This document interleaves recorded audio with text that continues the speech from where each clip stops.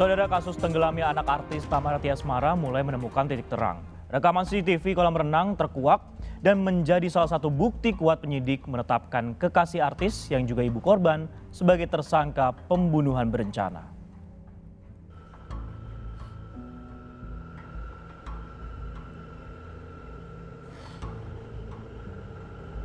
Kalau aku tuh nggak diem, kalau aku diem ngapain? Aku hari Kamis datang ke sini. Tadi juga aku udah lihat CCTV-nya dari awal sampai habis. Gitu ya, gak mungkin lah aku tega gitu buat diem aja. Anak aku tuh meninggal loh.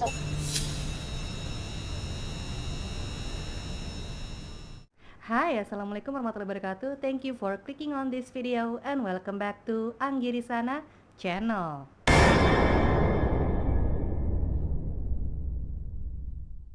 How are you guys? Gimana kabar kalian? Semoga kalian selalu sehat dimanapun kalian berada. Di malam ini aku akan membahas kasus penghilangan nyawa seorang anak.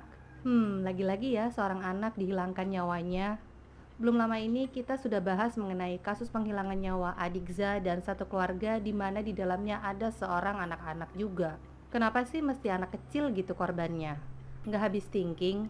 Oke, anyway, kasus penghilangan nyawa ini terjadi pada seorang anak dari artis Tamara Tiasmara yang bernama Dante. Kalian juga pasti sudah mendengar berita-berita yang beredar di sosial media tentang kasus ini. Dante yang masih berusia 6 tahun dihilangkan nyawanya oleh kekasih ibundanya. Seperti apa kronologi kasus penghilangan nyawa Dante? Tanpa berlama-lama lagi, shh, be quiet, listen carefully, cause the story begin. Tamara Tiasmara yang akrab disapa Ara adalah seorang aktris pendatang baru yang lahir di Jakarta pada tanggal 23 Januari 1995. Ia adalah putri dari pasangan Cahyono dan Ristia. Tamara juga adalah alumni dari London School of Public Relations di Jakarta. Kemudian ia memulai karir dalam pemilihan gadis pada tahun 2009. Sejak saat itu, tawaran di dunia hiburan mulai berdatangan kepadanya. Kemudian ia pun bermain di beberapa series, film, hingga model.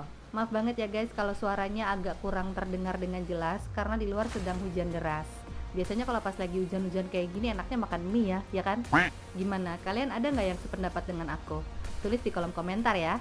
Sinetron yang membuatnya terkenal adalah sinetron yang berjudul Yang Muda Yang Bercinta.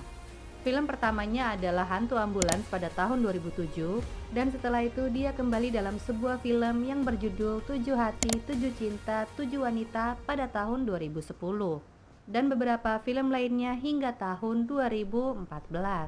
Tidak hanya muncul dalam sinetron dan film, ia juga terkadang muncul dalam FTV dan juga beberapa iklan.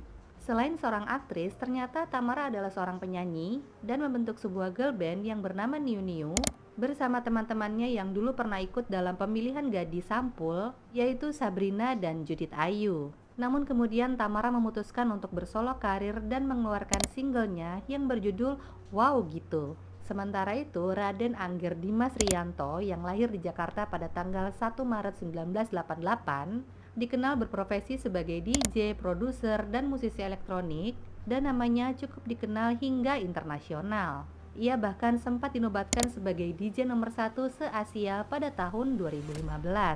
Tamara dan Angger pun dipertemukan dan mereka memutuskan untuk menikah pada tanggal 1 Maret 2017. Dan dari pernikahannya tersebut, mereka dikaruniai seorang anak laki-laki dan diberi nama Raden Andante Khalid Pramudityo alias Dante yang lahir pada tanggal 26 Desember 2017. Setelah menjalani kehidupan berumah tangga selama 4 tahun, keduanya memutuskan untuk bercerai pada tahun 2021.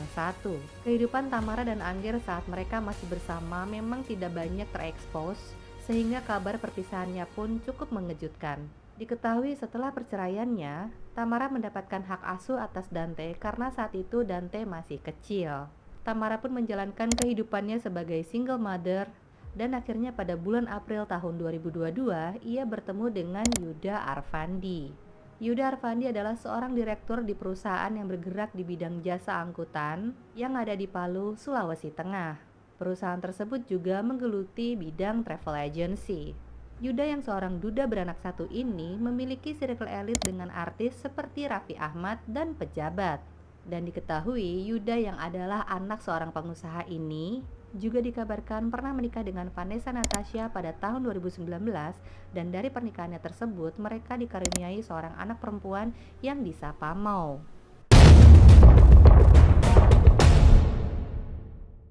Pada tanggal 27 Januari 2024 sekitar pukul 11.30 siang, Tamara ini mengantarkan Dante ke rumah Yuda di daerah Pondok Kelapa, Jakarta Timur untuk bertemu dengan anak Yuda, Mau. Memang selama 2 tahun mereka berpacaran, Tamara ini sering menitipkan anaknya ke Yuda. Terlebih Dante kan juga ada teman bermainnya yaitu putrinya Yuda yang bernama Mau. Makanya Tamara merasa tidak masalah menitipkan Dante ke Yuda ini. Nah, setelah sampai di rumah Yuda, sekitar pukul 15 sore, Tamara meninggalkan Dante untuk bermain bersama Mau. Kala itu, Tamara sedang ada jadwal syuting. Awalnya, Tamara mengajak Dante ke lokasi syuting, namun Dante menolak karena Yuda mengajak Dante dan Mau untuk berenang di kolam renang Taman Air Tirta Mas Pondok Kelapa di daerah Duren Sawit, Jakarta Timur. Akhirnya, Tamara pun mengedrop mereka di lokasi kolam renang dan ia pergi menuju ke lokasi syuting yang memang jaraknya tidak terlalu jauh dari lokasi kolam renang. Tamara di sini berpesan kepada Dante supaya Dante ini jangan masuk ke kolam renang dulu sebelum Tamara datang kembali nih. Saat itu Dante yang berusia 6 tahun saat mendengar pesan dari mamanya hanya aja mengangguk-angguk aja. Namanya juga anak kecil kan ya, karena ia merasa senang dan semangat jadi ia lupa deh sama pesan mamanya ini.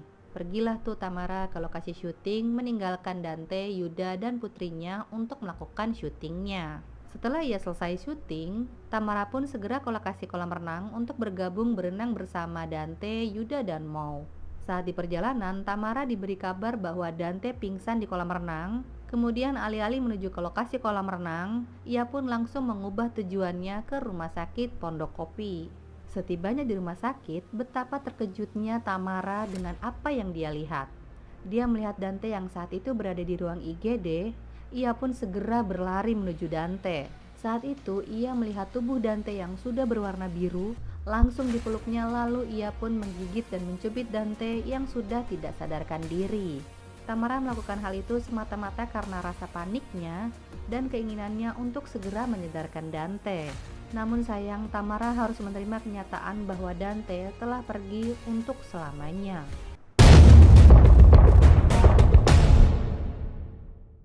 Sebelumnya, sore itu petugas Polsek Duren Sawit mendapatkan aduan telepon bahwa ada orang tenggelam di kolam renang Taman Air Tirta Mas Pondok Kelapa.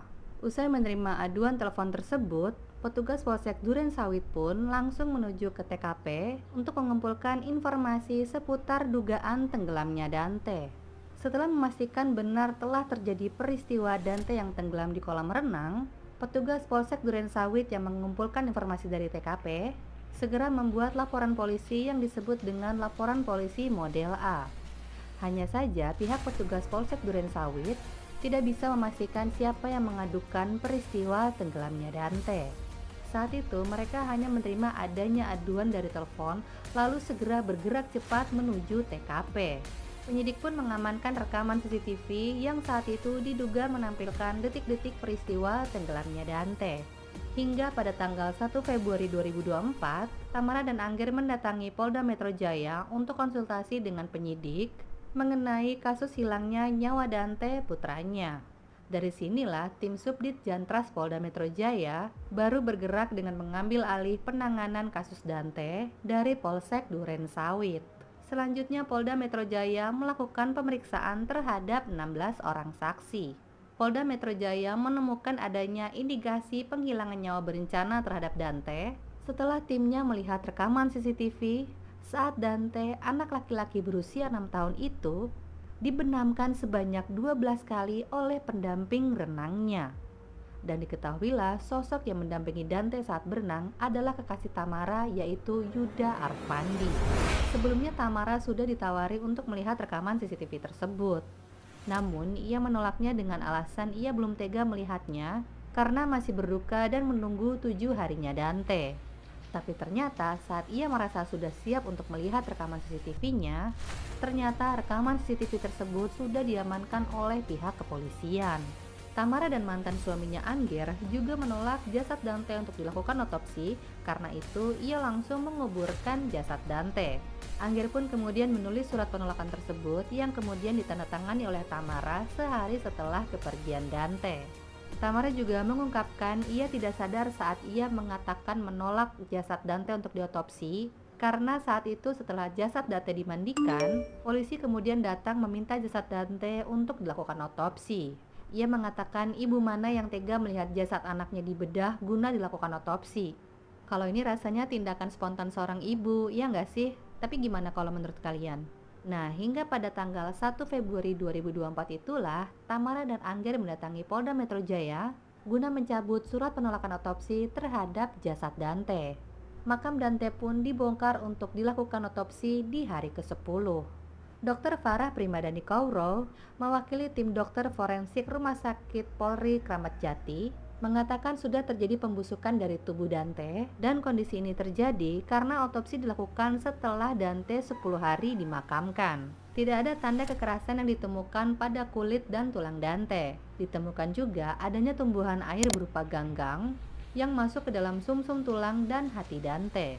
Kesimpulan hasil otopsi pada jasad Dante, ia meninggal dunia karena tenggelam dan terlalu menghirup banyak air dan kekurangan oksigen.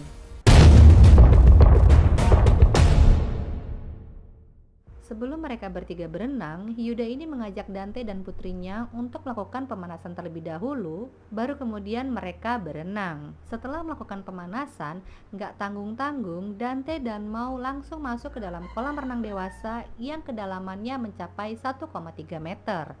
Memang keterangan dari Tamara, Dante ini sudah terbiasa dengan kolam renang dewasa.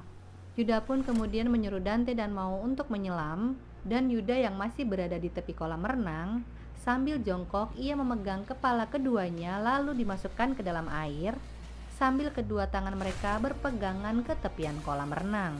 Di dalam kolam renang dewasa dengan kedalaman 1,3 meter itu, kegiatan berenang pun berlangsung selama 15 hingga 20 menit. Setelahnya, Yuda mengajak Dante dan putrinya untuk pindah ke kolam anak. Di kolam anak tersebut, kedua anak ini berenang kurang lebih selama 30 menit. Nah, di sini Yuda terlihat membenamkan Dante sebanyak 2 kali dengan durasi 7-8 detik. Sampai akhirnya Yuda, Dante, dan Mau pun pindah lagi ke area kolam dewasa dengan kedalaman 1,5 meter. Di area kolam dewasa itulah Yuda membenamkan Dante lebih banyak dari sebelumnya, yaitu sebanyak 12 kali. Durasinya pun bervariatif dan jika diakumulasikan mencapai 3 menit. Pertama nih, 14 detik, 4 detik, 2 detik, 26 detik, lalu 4 detik, 21 detik, 7 detik, lanjut lagi dibenamkan lagi 17 detik, 8 detik, 26 detik, dan yang terakhir tubuh Dante dibenamkan ke dalam kolam selama 54 detik. Yuda membenamkan Dante dengan cara memegang pinggang Dante dengan kedua tangannya, dan saat Yuda melakukan hal itu, sebenarnya Dante berusaha sebanyak 4 kali meraih tepian kolam. Hal ini terlihat dari rekaman CCTV.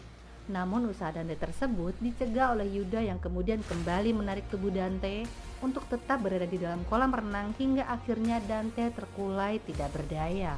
Melihat hal itu, Yuda pun mengangkat tubuh Dante dan meletakkannya di tepian kolam, dan saat itu ada seseorang yang memberikan bantuan pertama, namun sayangnya Dante sudah tidak bernapas lagi. Lalu dari mulut dan hidungnya mengeluarkan sisa makanan dan buih. Kemudian Dante pun dinyatakan meninggal dunia pada pukul 16.50.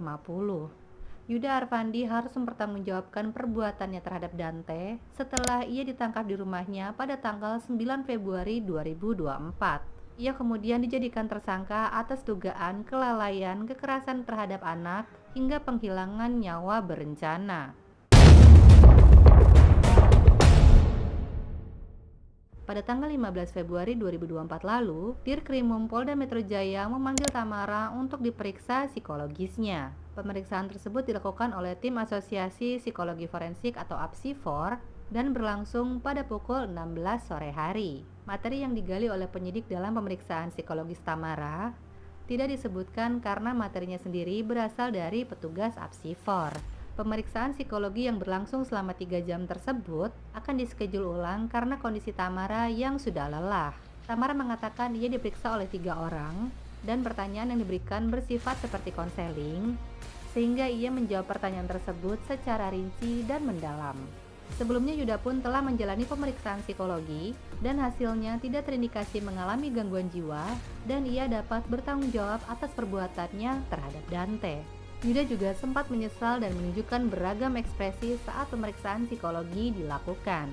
Pakar psikologi forensik Reza Indragiri Amril mengatakan tidak menutup kemungkinan kasus penghilangan nyawa Dante ini dilakukan secara kelompok, yang artinya kasus ini berpotensi memunculkan tersangka lain.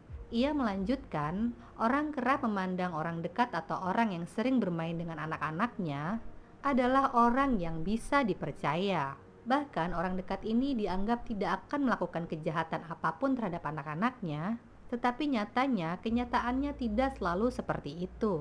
Dalam banyak kasus, Reza mengatakan pelaku kejahatan adalah orang terdekat.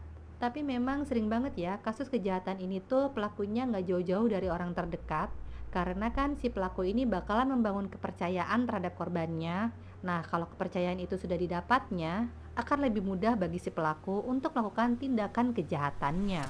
Nah, dengan begitu, karena adanya kedekatan antara pelaku dan korban, hal itulah yang menjadi alasan korban untuk tidak percaya bahwa si pelaku ini ternyata memiliki niat yang jahat.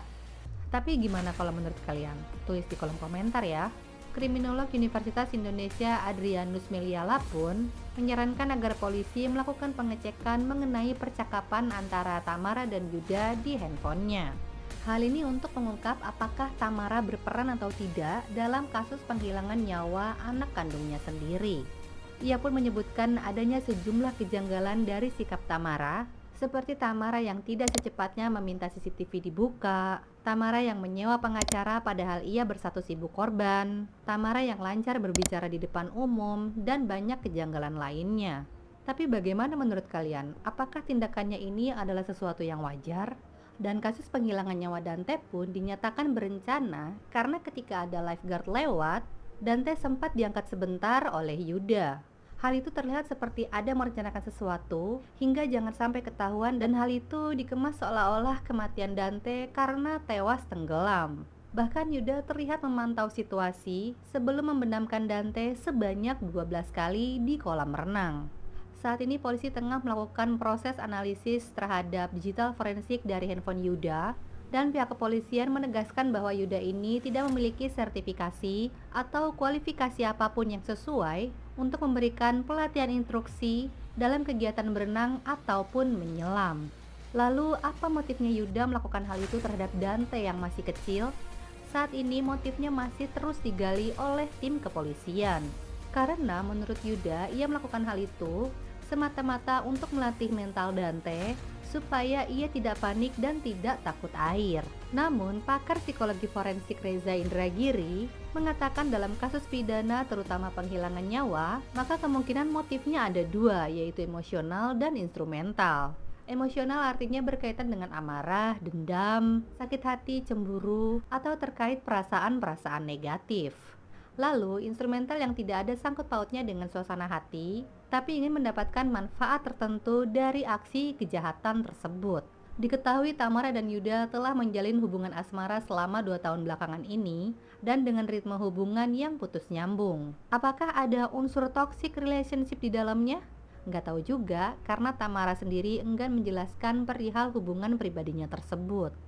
Atas kejadian ini, Yuda Arfandi terjerat pasal 76C Jungto pasal 80 Undang-Undang Republik Indonesia Nomor 35 Tahun 2014 tentang perubahan atas Undang-Undang Nomor 23 Tahun 2022 tentang perlindungan anak, dan atau pasal 340 KUHP dan atau pasal 338 KUHP dan atau pasal 359 KUHP dengan ancaman pidana hukuman mati atau seumur hidup.